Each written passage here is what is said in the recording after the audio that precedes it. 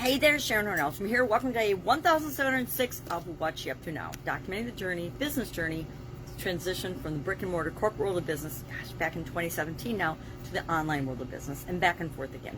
So today, a couple pieces of content I've put out there and created are the topic of ethics, communication ethics. We're focusing on communication in this month's annual challenge. For this month, we're focusing on different areas and aspects of communication. And today's topic is ethics, which is an interesting one to talk about because basically it's not whether ethics are good or bad in our opinion. It's, are we behaving in alignment with our morals and our values and our ethics? If we're in alignment, that's ethical behavior. If we're not in alignment, that's unethical behavior, which is a different way of approaching the topic than most people would think about it. Most people think about right and wrong, and if you're sharing information in a way that's right and right, accurate, truthful, factual information, that would be ethical. Sharing the opposite would be unethical then. So, interesting way to look at it, and I think it's obviously I get tongue-tied about this topic because I think of ethics as business ethics, doing the right thing in given situations. But right, of course, is relative. What's right to you might not be right to me, and vice versa. So we have to remember that a lot of times when we see businesses doing things like the media, presenting things that are absolute made up manipulation, they're actually doing what's right in their mind and ethical in their mind to do what's right for their stakeholders and their business owners, etc. Even though we know that what they're presenting is untruths and misinformation. And, you know, their mission has definitely changed from reporting the news, who, what, where, when, why, and how, and the facts, and sharing the facts and having people think for themselves. And their mission has definitely changed to manipulating and impacting how people think and what they believe. And marketers do it all the time. We focus on the things we want people to think about, what we want them to believe. We want to open their eyes and help them see things the way we see things in order to convince them to buy our products and services. So ethics, interesting, really interesting topic. You know, I had business law and business ethics, and as an engineer, what's ethical design, etc. And so, and I went to journalism school back in the day when journalism was still based on information being correct. And so it's a tough topic for me.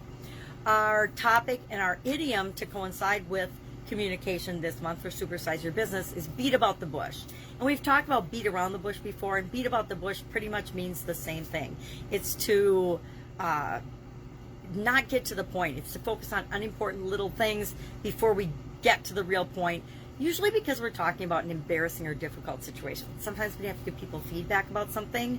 If you've ever been a leader in any organization, you know, sometimes that's not comfortable, especially depending on what the feedback is or what the information is that you're required to share. I remember one of my first jobs in corporate America, we had an individual who had really horrendous body odor, and it ended up being my job to communicate this to that person. And that was a situation where I definitely beat about the bush. I didn't just say, hey, you stink, we need to do something about it. I had to find a way to present that and communicate that in a way that didn't hurt his feelings, but also respected that other people were having a problem with this particular characteristic of a person. So sometimes we have to talk about embarrassing or difficult situations, and we have to find the best way to do that. So I will be the first to admit sometimes I beat about the bush before just going in for the direct kill, you know, or the direct information.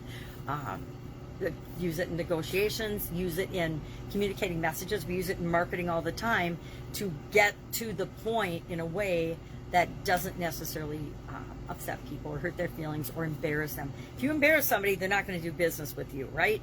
If you hurt somebody's feelings, or if they feel like you've harmed them in any way, shape, or form, they're not going to do business with you or even want to be around you as a person.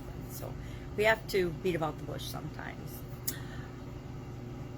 This Facebook, I record my videos on Facebook, and this particular page that I record on is changing to the new format tomorrow or the next day, probably tomorrow. And I will admit, I'm not delighted about it because it changes the way I have to do things, but like everything else that happens and changes, I will figure it out. I don't think I'm going to go to StreamYard yet. I don't really want to have to add a whole nother step to the process of how I personally do things, but I do know that it's going to be more challenging for me. You probably won't even notice, but it'll be more challenging for me. Or you'll notice that my videos are really, really bad because they are totally just processed and not edited. My biggest challenge is how do I share them and not lose them in the Facebook stream of the new page format, because the page format changes are perfect for Facebook, and I get why they're making those decisions for their business model, but they are not great for the person that's creating and has pages on Facebook. The reason I record on my Facebook page is because it was easy to share and post that to my different groups and pages. Now they've made that virtually impossible. So well, I don't know how to edit it and share them the way that I used to. So it's impossible for me right now, but it won't be impossible tomorrow. All right, if I can help you in any way, ask. Otherwise, I will be with you tomorrow. Bye.